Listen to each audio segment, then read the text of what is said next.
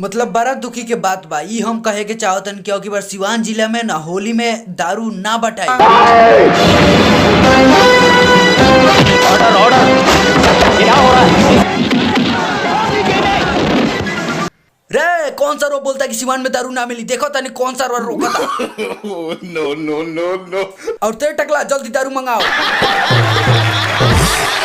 बबुआ सनी देवल सुने में आइल कि तू एगो आदमी के मुआ देला वो दारू खा। ए चाचा हम ओकरा के मरले नहीं की बुझाता न तारा। तब मर कैसे गइल है ई बताओ। हम तो ओकरा खाली ढकेली तो मर गए। तो हो में हमार का गलती बा? उ सर वैसे मर गए है कि सिवान में बोलत रहे कि दरुआ ना आई। ए चाचा हम चाहतन कि सिवान में दारू ना ही मिले के चाहिए। अरे सरवा ते दारू ना पियलिस का रे?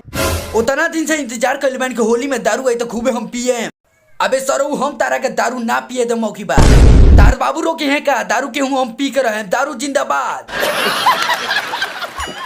लागत है कि दारू के तारीख बढ़ाइए देवे के चाहिए। तारीख पे तारीख तारीख पे तारीख सारे के रू तारीख पे तारीख बढ़ाइब दारू ना बढ़ाइब। औकी बार होली में सिवान जिला में दारू ना आई नू तो औकी बस सारे के रू तुहे मुँह औकी बार तोहरे बारी बा।